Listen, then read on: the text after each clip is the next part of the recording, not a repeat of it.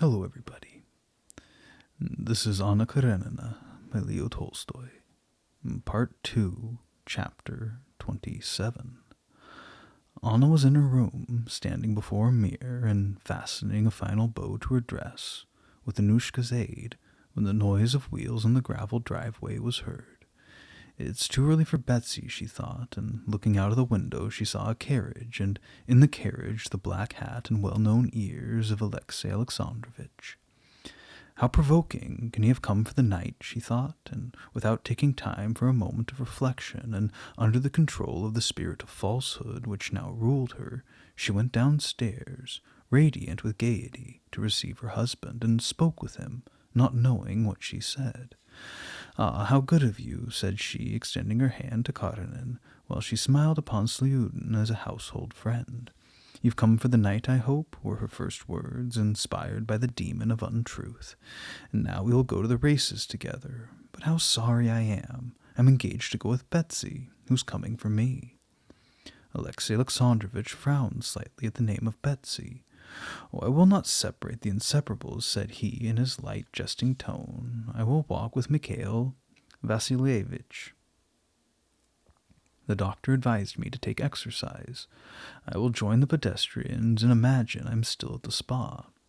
"There's no hurry," said Anna. "Will you have some tea?" She rang. "Serve the tea and tell Serozha that Alexey Alexandrovitch has come. No, how is your health? Mikhail Vassilievitch has not been out to see us before. Look, how beautifully I've arranged the balcony," said she, looking now at her husband, now at her guest. She spoke very simply and naturally, but too fast and too fluently. She herself felt that it was so, especially when she caught Mikhail Vassilievitch looking at her with curiosity. He got up and went out on the terrace, and she sat down beside her husband. "You do not look at all well," said she. "Oh, yes, the doctor came this morning and wasted an hour of my time. I'm convinced that some one of my friends sent him. How precious my health! No, what did he say?" And she questioned him about his health and his labors, advising him to take rest and to come out into the country where she was. It was all said with gaiety and animation, and with brilliant light in her eyes. But Alexey Alexandrovitch attached no special importance to her manner. He heard only her words, and took them in their literal signification, replying simply, though rather ironically. The conversation had no special weight, yet Anna afterwards could not remember it without genuine pain. Serozha came in, accompanied by his governess.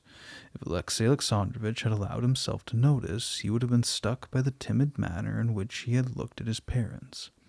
At his father first, and then at his mother. But he was unwilling to see anything, and he saw nothing.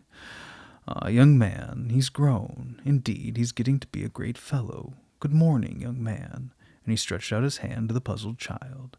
Serozha had always been a little afraid of his father. But now, since his father had begun to call him young man, and since he had begun to rack his brains to discover whether Vronsky were a friend or an enemy, he was becoming more timid than ever. He turned towards his mother as though for protection. He felt at ease only when with her. Meantime, Alexey Alexandrovitch laid his hand on the boy's shoulder, and asked his governess about him. But the child was so scared that Anna saw he was going to cry.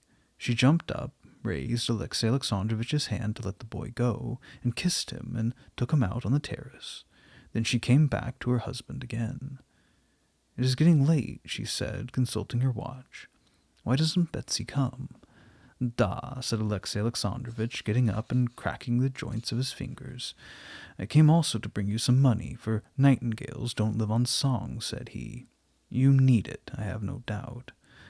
"No, I don't need it." "Yes, I do," said she, not looking at him. "Da, will you come back after the races?" "Oh, yes," replied Alexey Alexandrovitch, "but here is the glory of Peterhof, the Princess Tverskaya," he added, looking through the window and seeing a magnificent English carriage drawing up the entrance.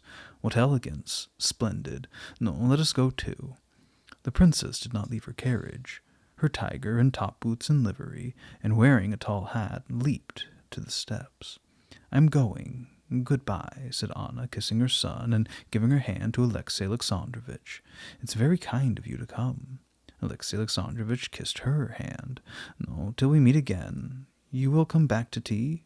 "Excellent," she said, and she went down the steps, seeming radiant and happy. But hardly had she passed from his sight before she shivered with repugnance as she felt on her hand the place where his lips had kissed it.